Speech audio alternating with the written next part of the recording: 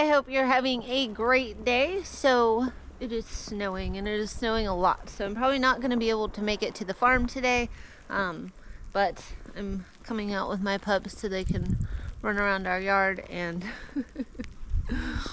at least come out and get some movement. Maggie's already running back in the background over there, and Callie has went back into the garage. She is not impressed with the weather right now, but yeah, it's snowing. And I had a note today, my calendar reminder popped up and said I should be cold stratifying my bells of Ireland, which I normally put those in the refrigerator at the farm. So I might get to doing that today, and I'll take you along if I do. I didn't get a lot of footage at the Floral Shop, but ooh, wow, was it ever crazy. I had a lot of fun. I learned a ton. Sorry I didn't get a lot of photos or anything, but it was just hectic. It was just constant. Like, we would green all the vases, which was kind of cool because I've never really worked with greenery. I've only worked with the flowers, so that was a cool experience. And then just seeing every different person's like style and the way they like to put bouquets together, it just taught me a lot. And you know, each style and stuff, people would grab different ones from the cooler all day, so that was exciting. I think I made some pretty cool looking arrangements, and I just had a lot of fun, so it was a great experience. But I think I am gonna head down now because I'm just getting pelted by snow, although Maggie is having so much fun. Maggie, go Maggie, go, go.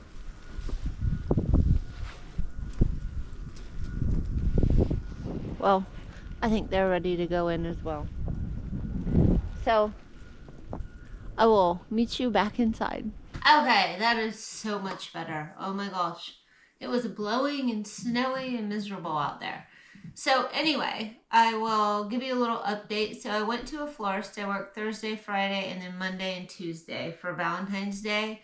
And the first day we just took a ton of vases, and my job was just to put all the greens in them, spray the greens, and make them look pretty. So that's what I did the first day, which was really cool to me because on the flower farm, I don't have a ton of greens. I have flowers. So my bouquets are just a lot of flowers. So I saw how florists do it, where they use a lot of greenery and tuck in the flowers and make them look beautiful, and how the greens create that grid for the flowers to kind of be placed wherever without them just flopping all over. So that was really cool.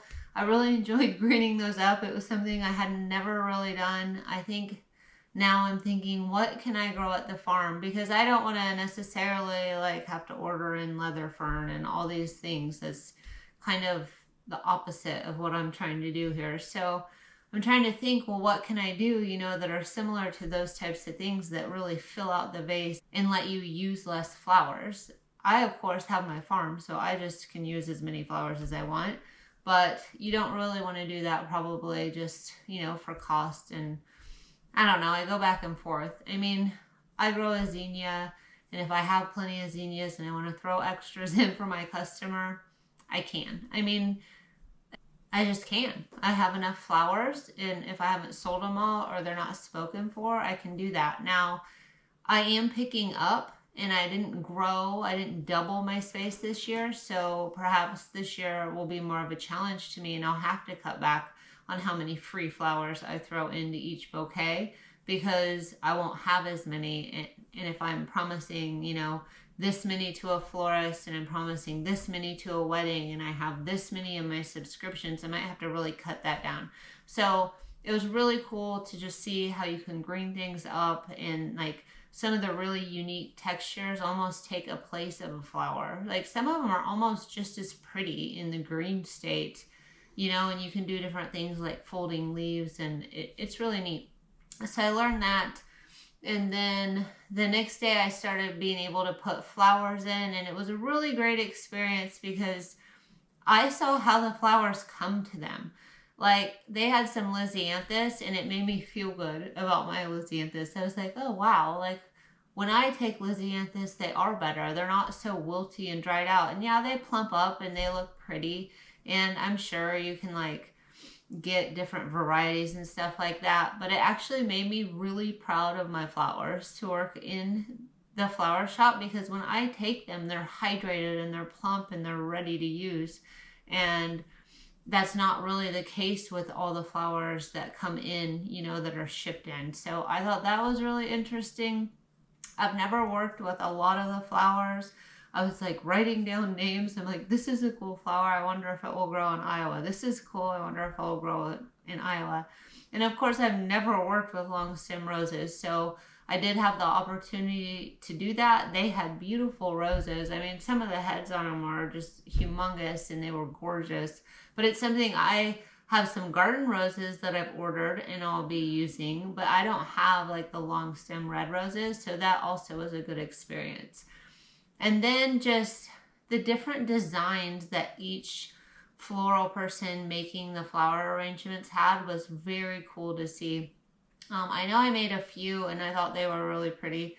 And, you know, I was checking in. I'm like, what about this one? Does this look okay for the price point? And, you know, and one of them would be like, add yellow, add yellow. And it was pretty. Like, adding yellow was pretty. Adding yellow makes things just bright and cheery and fun. But it made me realize, like, she likes to use yellow in everything. And everything she does is the best, and it's beautiful, and it's gorgeous.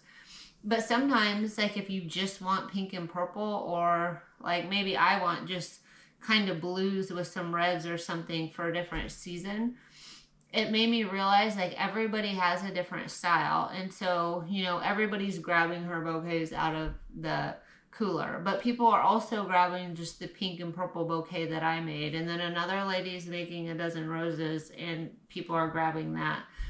So there's all these different styles out there, and what it really taught me is, like, just stay true to your style and your design, because that's who I am. You know, this is my business. Like, it was their business, so I was like, okay, well, I'll do this and I'll do that, and oh yeah, I really do like that.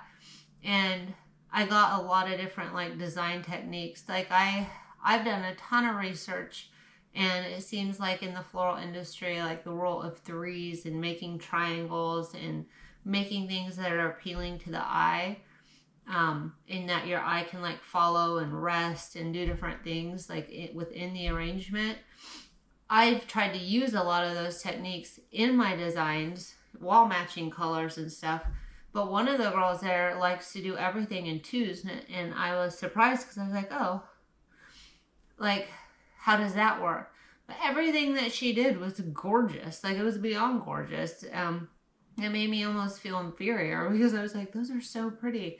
And it just made me realize, like, not everything has to be set in stone, and you don't have to do everything. Like, some people made them all just, you know, rounded out and perfect. And a few of mine I did, you know, the triangle shape where it would, like, go in a line down. I love that style. Like, that's one of my favorite styles. But I noticed nobody else in there was really doing that style.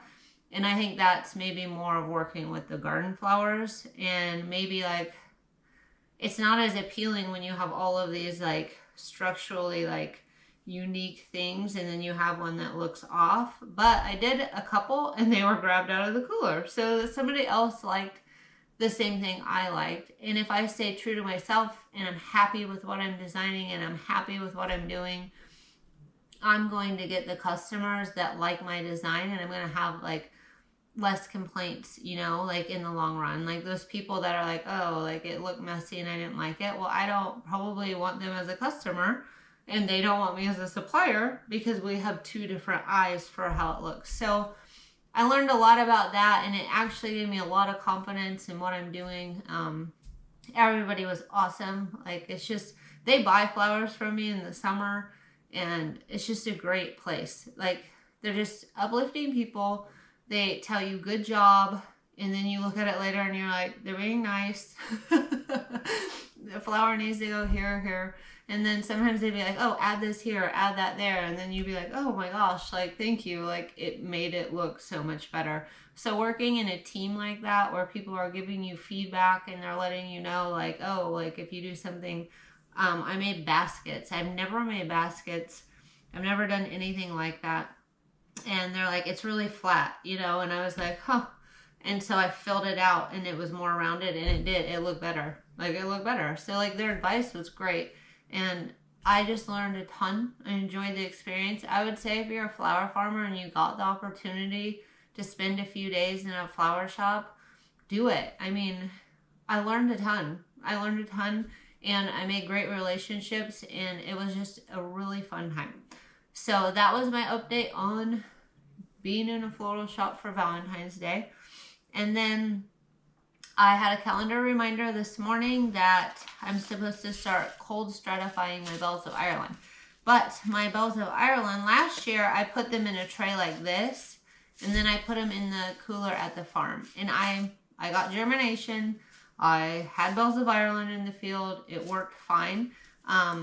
But it wasn't great germination. Like, half my tray was empty. So I think this year I'm going to do the wet paper towel in a Ziploc baggie method. So I'll do that in a little bit.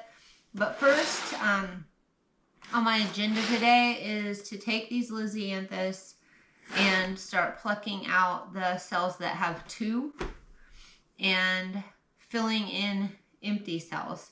And of course, I have the 14 or 17 trays of these. I'm not going to make you watch me pluck these out and put them in different cells for that many trays. So I brought 1 tray up, and I thought what I would do is do the 1 tray and just let you know that's what I'm doing to all my Lisianthus. And it also gives you an update of how the Lisianthus are looking about 45 days after I started them from seed. But they're still looking really good. They're really green, and they're hanging in there. So that's what I'm going to do right now. So what I like to do is I like to just take one of them. Like, this one is in the middle, so I'm going to go ahead and try to take this one off the side. And I just try to kind of loosen up the dirt a little bit.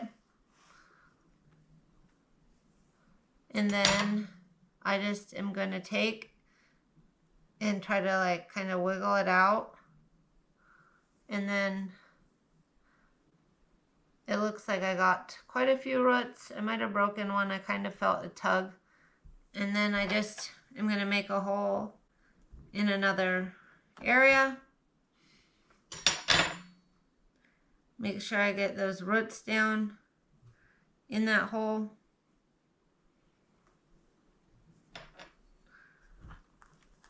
Kind of wiggle my knife side to side. That way I know that my roots get down in there. And now I'm just going to, kind of like you're planting a plant outside, I'm going to just tuck those in. And I kind of push it down a little bit, because as you can see, they're kind of growing close to the dirt. Their leaves aren't touching the dirt, but they are very close to the dirt. So I'm just going to take and do that.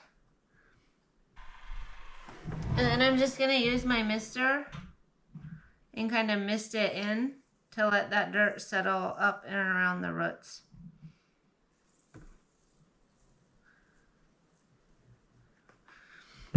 And that's all I'm going to do.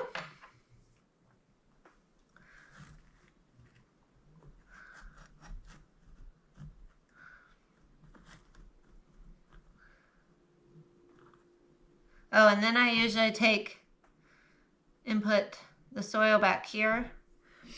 And I also will miss this one because I want to make sure that its roots are still good.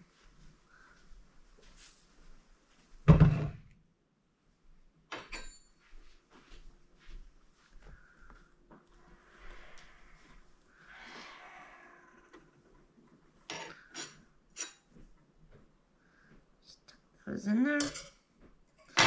And I'm just going to do that all the way around my tray.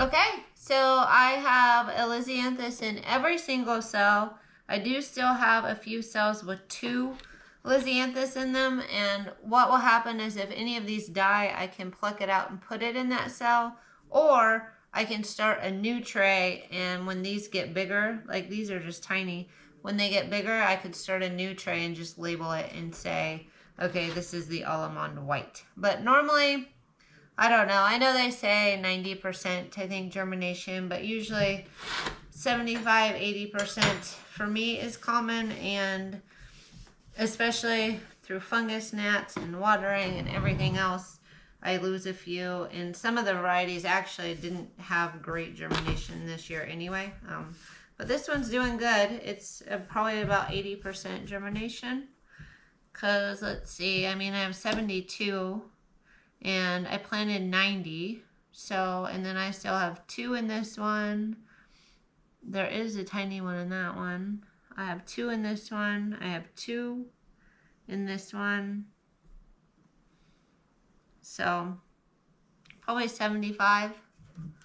So probably about, I have 75 out of 90, which is about 85%. So not doing too bad on the almond white so far. It is a good one.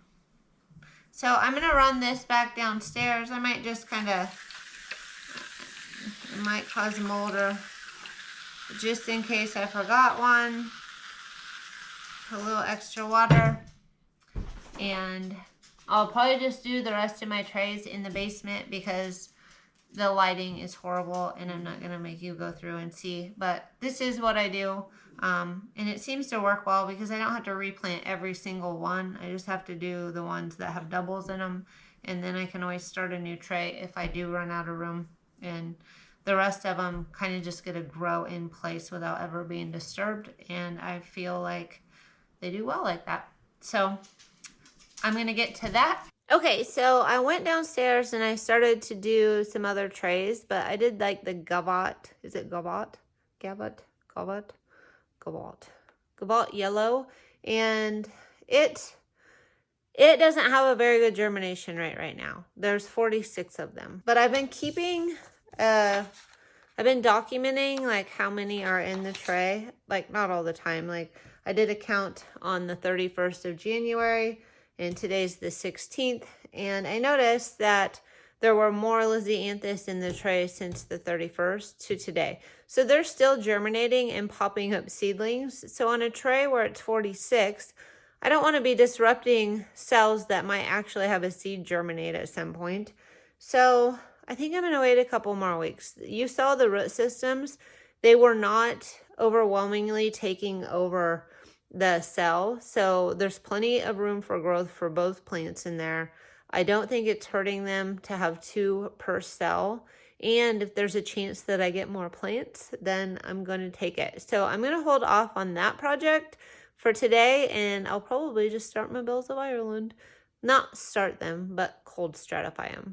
I am going to just get some of these paper towels wet so that I can cold stratify my bells of Ireland. So, wet, but drained, not real sloppy. And of course I have the little ones. I wish I had the bigger ones, but I don't. It'll be fine. It will be fine.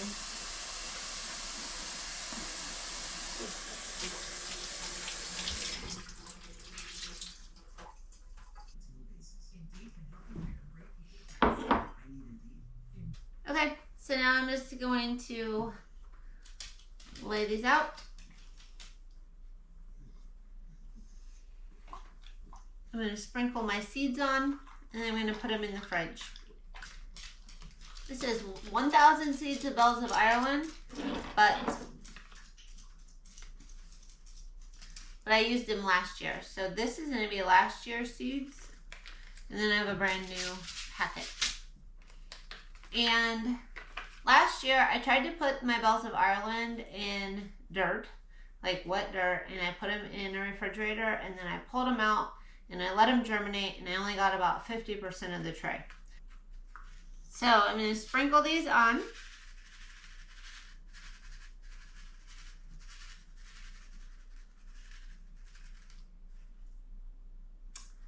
I used a lot of them last year. And I'm going to fold my paper towel over. And I'm going to stick them in this baggie. I think I've got too big of a baggie, but I'm going to get a different size of baggie.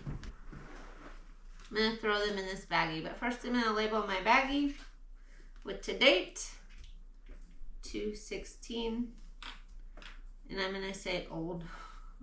Old seeds. They're not really that old. They're only a year old. But then I know which ones were old and which ones were new.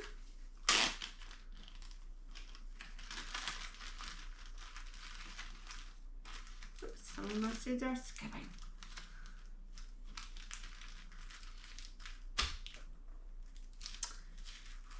And then I'm going to do a few more.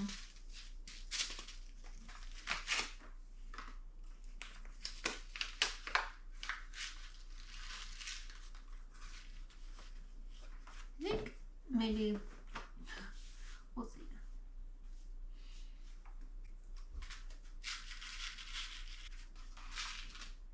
All right, sprinkle them on.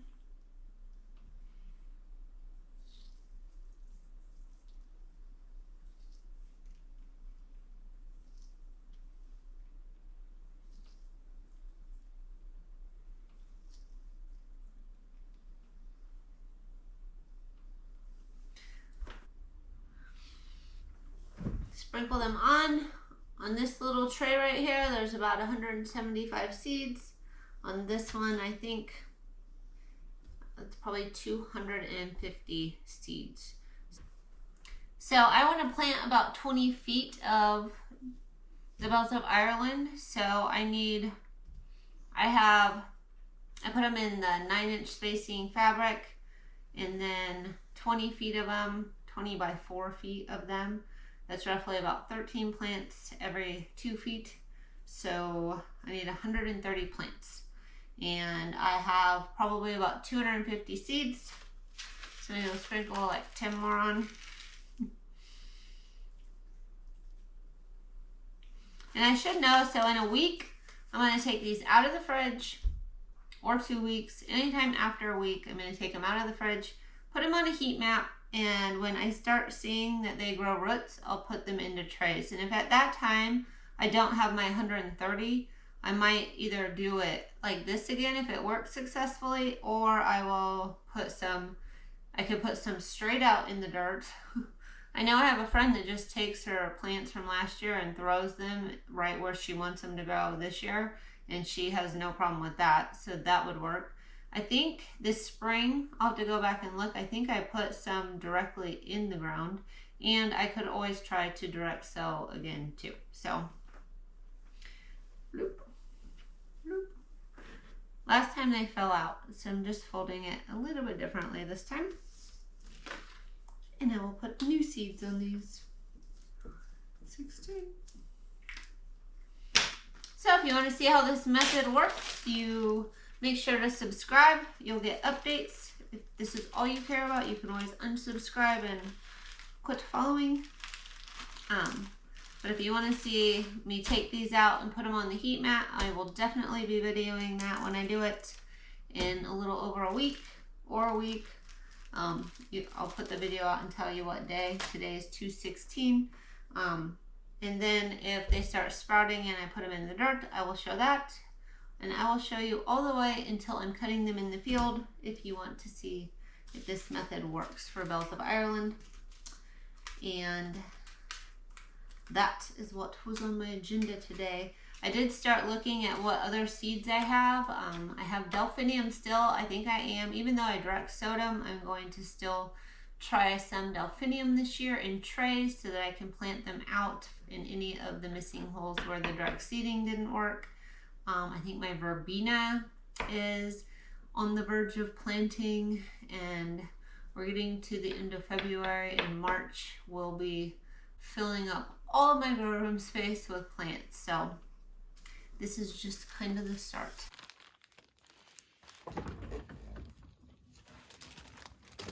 Gonna put them right in there with the eggs. But anyway, that is what I was up to today and my update for the floral shop. And I will just bring you along whenever I'm doing anything flower farm related. I hope you all are having a great day, and I'll see you in the next one.